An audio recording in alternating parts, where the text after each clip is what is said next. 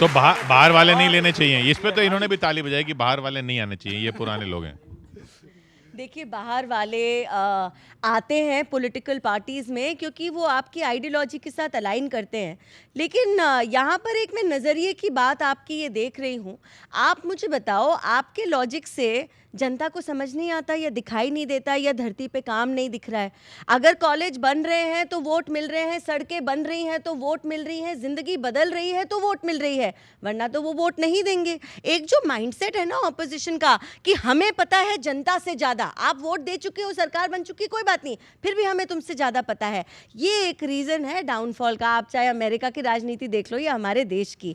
अच्छा, आखिर में क्योंकि भाई साहब ने ये जातीय जनगणना की बात करी थी, एक डिवाइड एंड रूल हमने सुना था, है ना? डिवाइड एंड रूल, रिलीजन के नाम पे, धर्म के नाम पर इतनी कोशिश करी कांग्रेस ने, 1 बार 2 बार 3 बार 4 बार 6 बार, मतलब कितने चुनाव ये लाइन से हारे, इनकी दाल गली नहीं। तो अब ये जाति पर आ गए हैं, डिवाइड एंड रूल ये करेंगे ब्रिटिशर्स की तरह, लेकिन अब जाति के नाम पर करेंगे। हाँ, जहां जनगणना कर चुके हैं कर्नाटक में, रिलीज करने की हिम्मत नहीं कर पा रहे, यूएस जाकर ये बोलकर आ जाते हैं कि जब हमारी पावर वापस आएगी हम आरक्षण खत्म कर देंगे, और यहाँ महाराष्ट्र जाकर आरक्षण आरक्षण बोलते रह जाते हैं।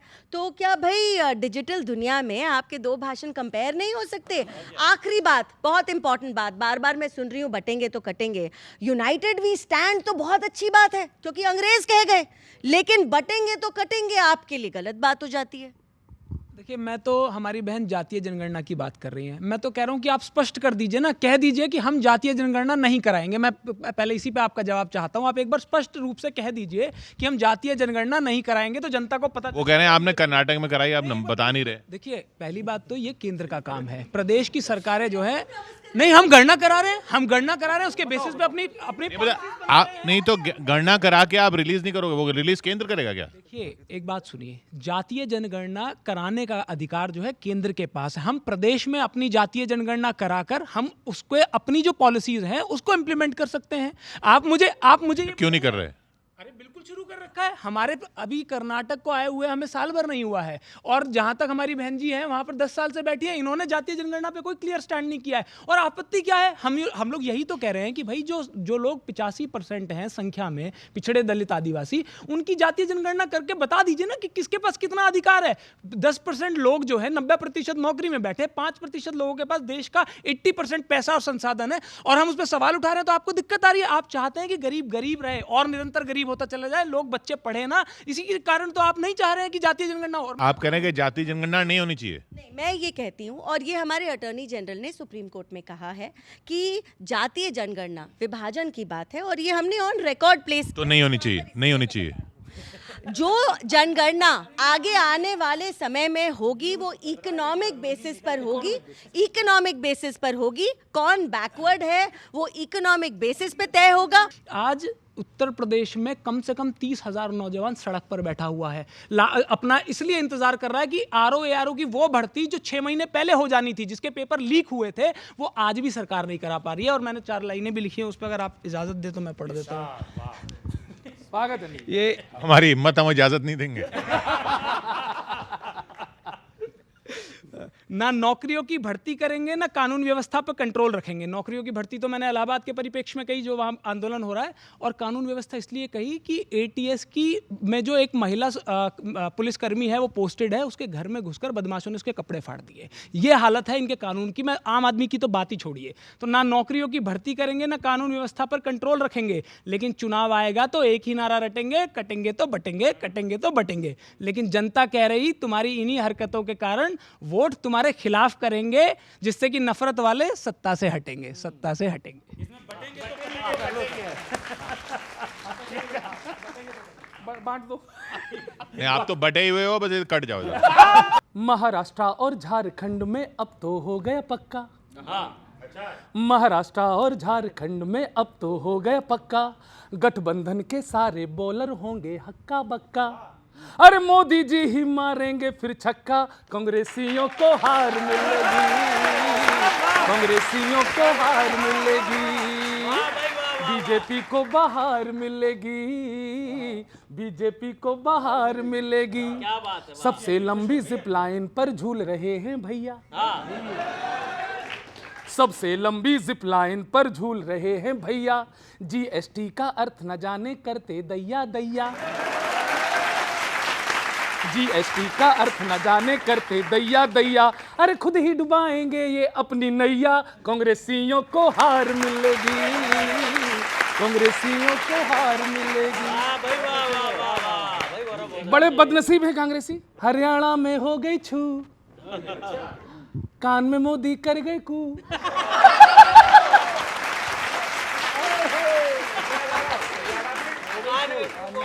हरियाणा में हो गई छू, कान में मोदी कर गए कू, जनता इनसे पूछ रही है hello mister who are you.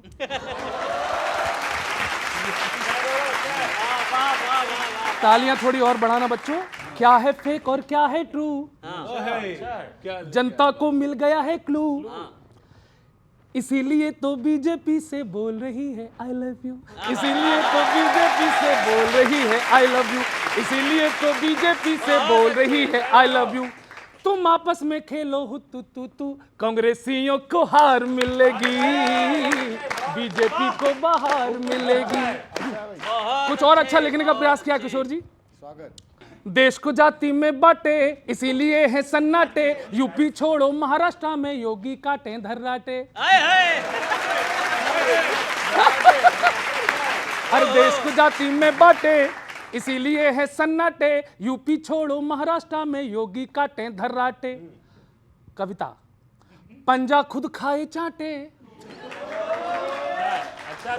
पंजा खुद खाए चाटे, पेड़ ही खुद डाली काटे, पंजा खुद खाए चाटे, पेड़ ही खुद डाली काटे, फेल हो गए राहुल जी के सारे जूडो कराटे, फेल हो गए राहुल जी के सारे जूडो कराटे, फेल हो गए राहुल जी के सारे जूडो कराटे, बासी हो गए वादों के पराठे, कांग्रेसियों को हार मिलेगी, बीजेपी को बाहर मिलेगी। एक बार सब लोग साथ में। महाराष्ट्र और झारखंड में अब तो हो गया पक्का, गठबंधन के सारे बॉलर होंगे हक्का बक्का, मोदी जी ही मारेंगे फिर से छक्का, कांग्रेसियों को हार मिलेगी। बहुत बहुत धन्यवाद। थैंक यू, थैंक यू, शुक्रिया, लव यू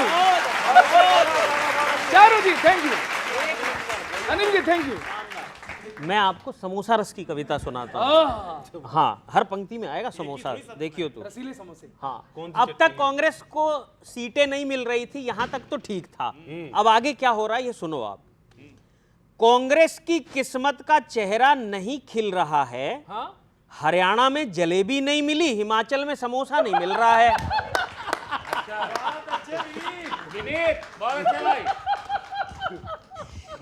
समोसा नहीं मिल रहा है।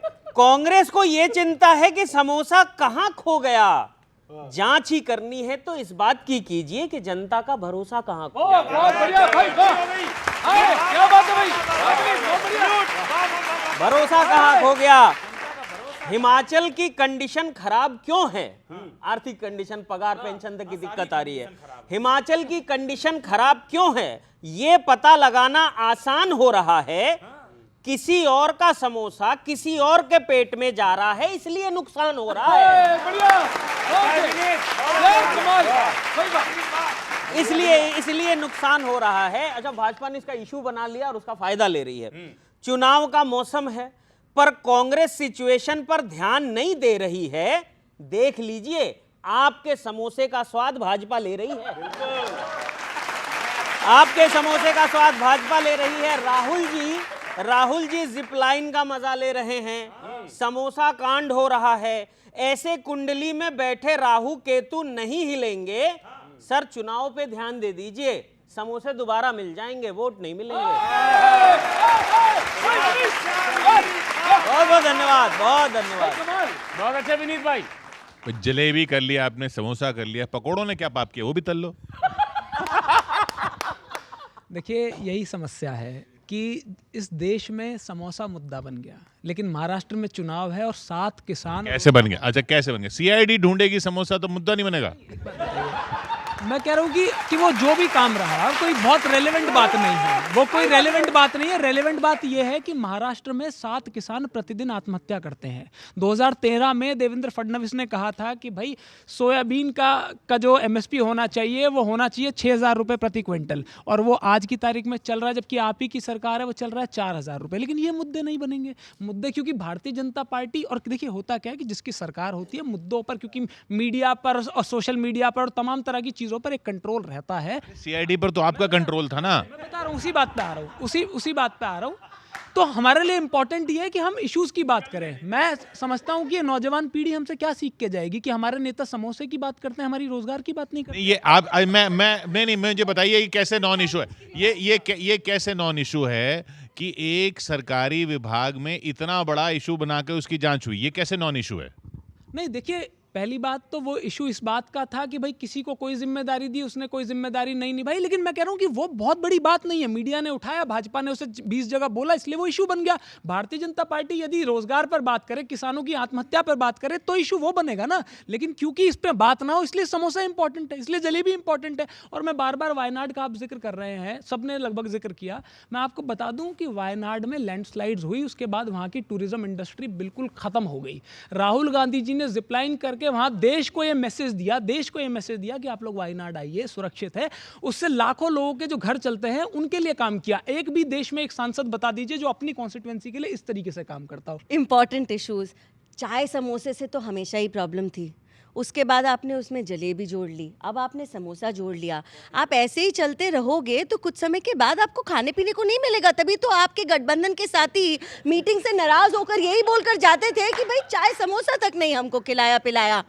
लेकिन वायनाड की अगर आप बात करते हैं तो आपने वादे किए थे 100 से अधिक घर राहुल गांधी देंगे वायनाड में, उनकी कॉन्स्टिट्यूएंसी थी ना, उसमें से एक भी घर आपने बनाया हो तो मुझे बताइए। किसानों का मुद्दा आप आज उठा रहे हो, लेकिन जहाँ जहाँ किसान हैं इस देश में, जब जब वहाँ चुनाव होते हैं, किसानों का वोट तो भारतीय जनता पार्टी को जाता है। क्योंकि एंड रिजल्ट ये है कि भारतीय जनता पार्टी केवल बात नहीं करती है, डिलीवर करती है अपने वादों पर। आखिरी बात, जिप लाइन, उससे पहले चल रहा था कि राहुल जी मैराथन पे निकले हुए हैं, देश का एक दौरा कर रहे हैं, क्या बोलते हैं उसको, मैराथन बोलते हैं, अच्छा, भारत जोड़ो यात्रा, करेक्ट। भाई आप अगर इन्फ्लुएंसर बनना चाहते हैं, आप खतरों के खिलाड़ी बनना चाहते हैं, आप डाइव करना चाहते हैं, आप जिपलाइनिंग करना चाहते हैं, बहुत अच्छी बात है, पर प्रिटेंड मत करिए कि ये सब करने से आप नेता बन पा रहे हैं। महाराष्ट्र की जनता ही फिर इंसाफ करेगी, गलती की सजा देगी नहीं माफ करेगी, गलती की सजा देगी नहीं माफ करेगी। स्वागत है मोदी जी का, आप प्रचार करें फिर, स्वागत है मोदी जी का, आप प्रचार करें फिर, पहले की तरह जनता फिर से साफ करेगी। बहुत आभार।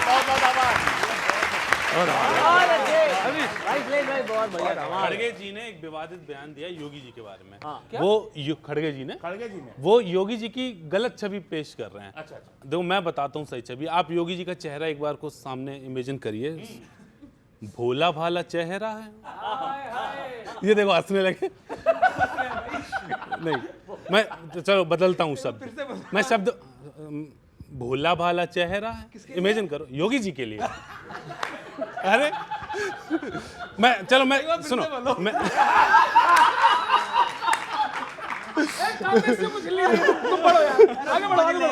मैं शब्द बदल देता हूँ, सुनो। मासूम सा चेहरा है। क्या शब्द बदला है?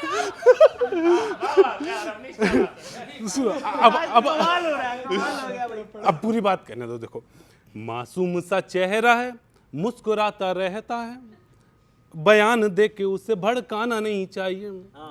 एक्शन करोगे तो रिएक्शन भी होगा, फिर सोए हुए शेर को जगाना नहीं चाहिए। सोए हुए। अब ये चेतावनी नहीं, इसमें सलाह है सावधानी बरतने की कि राजनीतिक विरोध करना हो तो करो, गेरुआ को बीच में यूं लाना नहीं चाहिए। हाँ, उन्होंने कहा कि कपड़े देखो ये गेरुआ पहनते तो चले जाएं, राजनीति क्यों कर रहे हैं। राजनीतिक विरोध करना हो तो करो, गेरुआ को बीच में यूं लाना नहीं चाहिए। करंट तेज लगता है तार जोड़ते समय, तो अर्थ और फेस को मिलाना नहीं चाहिए। तो और अभी आप बता रहे थे जिप लाइन की बात चली तो 4 पंक्तियां बस सादा सी कि जीत के रास्ते में कई बार रोड़े अटका चुके हैं, चुनावों में भी मुद्दों को कई बार भटका चुके हैं, अब हवा में लटक के वीडियो बना रहे हैं वो, अब हवा में लटक के वीडियो बना रहे हैं वो जो पूरी कांग्रेस को अधर में लटका चुके हैं, जो पूरी। और आप अभी जो कह रहे थे ना कि अब अभी जो आप कह रहे थे कि राहुल जी ये कर रहे हैं वो कर रहे हैं, कई आपने उदाहरण दिए, वो जूडो कराटे, कभी ब्लॉगर वगैरह, इस तरीके से सब चीजें। मैं बता रहा हूं कि कांग्रेस में कौन क्या कर रहा है एग्जैक्ट। कि प्रियंका गांधी खुद और पूरी टीम वायनाड जीतने का पक्का दावा सब कर रहे हैं, और खड़गे जी ढो रहे हैं लोड पूरी पार्टी का, रैली वैली दावा आवा सब कर रहे हैं, कार्यकर्ताओं में उत्साह की कमी है फिर भी जोश होने का दिखावा सब कर रहे हैं, जोश होने का दिखावा सब कर रहे हैं, और सबसे ज्यादा मौज में है राहुल गांधी इस समय, वो राजनीति के अलावा सब कर रहे हैं। बहुत बहुत धन्यवाद।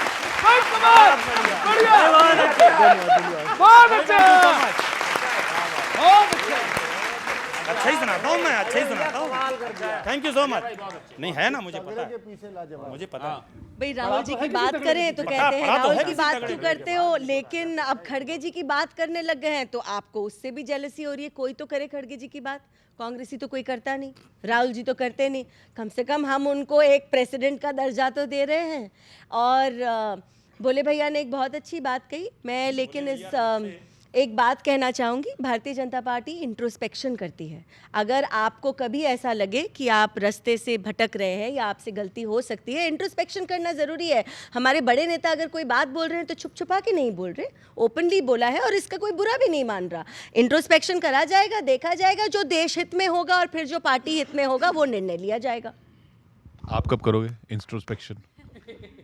देखिए, मैं तो समझता हूँ, क्योंकि मेरी बहन ने खड़गे जी के बारे में कहा, हमारी पार्टी ने उन्हें राष्ट्रीय अध्यक्ष बनाया, और एक दलित कैसे इतनी बड़ी पार्टी का राष्ट्रीय अध्यक्ष बन गया, तो इनके पेट में दर्द तो होना स्वाभाविक है। अरे हम तो आपसे जानना चाहते हैं भाई, आप क्यों नहीं किसी दलित को प्रधानमंत्री बना देते हैं, क्यों नहीं पार्टी का राष्ट्रीय अध्यक्ष बना देते हैं, क्यों नहीं बनाए? इन्होंने बनाए हैं। बता रहा हूँ मैं। संघ के कितने अध्यक्ष दलित बनाए बताइए आप मुझे, एक भी संघ का अध्यक्ष दलित रहा हो तो बताइए। और दूसरा, हमारे जो राष्ट्रीय अध्यक्ष हैं वो चुन के आए हैं, मेरे जैसे कार्यकर्ताओं ने वोट किया। ऐसे थोड़ी कि नड्डा जी जैसे बन के आ गए कि वो बेचारे मंच पे ऐसे हाथ हिला रहे थे, अमित शाह साइड में टपकी मारी और उधर कर दिया। और जब अभी जेपी में अभी हमारे साथी बता रहे थे कि एक कार्यकर्ता को बीजेपी के नेता ने लात मार दी क्योंकि वो फ्रेम में आ रहा था, तो मैंने कहा कोई बड़ी बात नहीं है, यहाँ तो राष्ट्रीय अध्यक्ष को अमित शाह धक्का मार देते कि चल निकल, ऐसे करके उस साइड में चले जाते हैं। तो भाई आपको थोड़ी पता चलेगा राष्ट्रीय अध्यक्ष का इंपॉर्टेंट। एक बहुत महत्वपूर्ण बात बार बार आ रही है कि जातियों में बांटने का काम करते हैं। आप देखिए, बांटना किसे कहते हैं। इस देश में आज तक सिर्फ पहले प्रधानमंत्री नरेंद्र मोदी हैं जिन्होंने ये कहा है कि मैं पिछड़ी जाति से आता हूं। क्यों? क्योंकि पिछड़े समाज का वोट लेना था। हम वोट के लिए थोड़ी पिछड़े की बात कर रहे हैं, हम तो कह रहे हैं उन पिछड़ों का अधिकार दे दीजिए ना, जो 60% आबादी में है, उन्हें सरकारी नौकरियों में, संस्थानों में जगह दे दीजिए, हम मान लेंगे आपको। एकमात्र प्रधानमंत्री ऐसे हैं जो कहते हैं कि राष्ट्रपति दलित जाति का मैंने बनाया, लेकिन उनको राम मंदिर में नहीं बुलाते हैं। एक जो आदिवासी महिला को आपने बनाया, आपने 10 बार गाया, झारखंड में भी ये बात कही कि हमने आदिवासी महिला को राष्ट्रपति बना दिया है। उस महिला का कितना अपमान तो संसद के उद्घाटन उन्होंने इसलिए एक सेकंड, नहीं, मैं सिर्फ एक बात पूछना चाह रहा हूँ कि उन्होंने इसलिए कहा कि मैं पिछड़ा हूं क्योंकि उनको पिछड़ों के वोट चाहिए थे, तो आपने जनेऊ क्यों पहना था? नहीं, ये देखिए, पहली 2 चीजें हैं। मोदी जी, नहीं, जनेऊ पहनना ना पहनना उन किसी का व्यक्तिगत आधार है भाई। आप अरे भाई, मैं अगर कोई किसी जाति से बिलोंग करता है, उसके उसमें कोई चीज अगर वो पहनता है, वोट लेने के लिए नहीं पहना था। कोई वोट का मतलब ही नहीं है।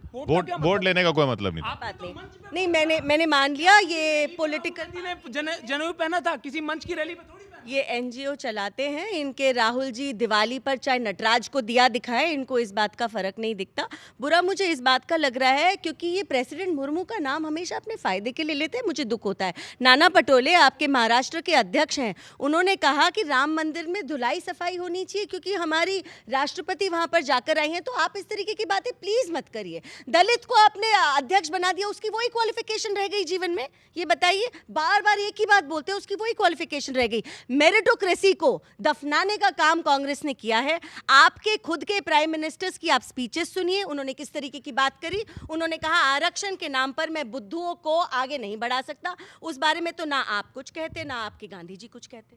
अच्छा, वीपी सिंह की सरकार किसने गिराई थी जब उन्होंने आरक्षण लागू, मंडल कमीशन की रिपोर्ट लागू करी थी? आप लोगों ने। तो आरक्षण के खिलाफ आप हैं। और मैं तो कह रहा हूँ ना, आज छोड़िए पीछे क्या हुआ, आज कह दीजिए ना कि आप आरक्षण के प्रति इतने सजग हैं, तो कहिए कि हम जातीय जनगणना करा के पिछड़ों को और दलितों को उनका अधिकार देंगे। खत्म कर दीजिए इस मुद्दे को। आरक्षण है इस देश में, आपने कॉन्स्टिट्यूशन पढ़ा होगा तो आपको खुद पता चल जाएगा, आरक्षण है इस देश में। है, लेकिन क्या वो अधिकार मिल रहा है मेरी बहन? आज भी पिछड़े दलित जो है 80% होने के बाद 4 और 5% हैं भाई। यही तो लड़ाई है कि 10% वाले सब बैठे हैं इंपॉर्टेंट पोस्ट। आखिरी बात ये लड़ाई बार बार करे जा रहे हैं, ये लड़ाई वड़ाई कुछ नहीं है। ये जैसा मैंने कहा, विदेश में भाषण अलग है, देश में भाषण अलग है। At the end of the day ये आरक्षण का नाम ले लेके हर प्रदेश में घूम कर आ गए हैं और हर प्रदेश ने इस बात को नकार दिया है। मत बांटिए हमारे देश को। तो मराठा आरक्षण भी नहीं होगा वहां पे? मराठा आरक्षण या कोई भी आरक्षण, देखिए एक कॉन्स्टिट्यूशनल कैप है किशोर जी। मैं एक वकील भी हूँ, आप कॉन्स्टिट्यूशनल कैप को खत्म करने की बात करते हैं, हर दिन कहते हैं संविधान संविधान। मतलब रिजर्वेशन नहीं होगा, आरएसी होगा। अगर उसका कैंसिल हुआ तो मेरे को सीट मिलेगी। आरएसी, ये आपने एकदम एक वो नया हिसाब कर दिया। ये आरक्षण की बात कैसे करते हैं? ये किसी पिछड़ों को आगे बढ़ाने की बात नहीं करते, ये अपीजमेंट की बात करते हैं। ये केवल अपीजमेंट की बात करते नहीं। महाराष्ट्र देखिए भाई, जो मैं बात बोल रही हूँ वो क्या हम कोर्ट में अलग प्रेजेंट करते हैं, अलग भाषण में अलग प्रेजेंट करते हैं? मराठे सुन रहे हैं मेरी बहन को और पूरा देश सुन रहा है, कैसे इनका दोहरा चरित्र भी दिख गया। मैं तो कह रहा हूँ ना, जातीय जनगणना कराइए और जो जिसका जितना अधिकार है, संख्या है, उसका अधिकार दे दीजिए। क्या समस्या है भाई? मेरिटोक्रेसी को डुबा डालते हैं। ठीक बात है ना, बच्चों पढ़ो लिखो मत।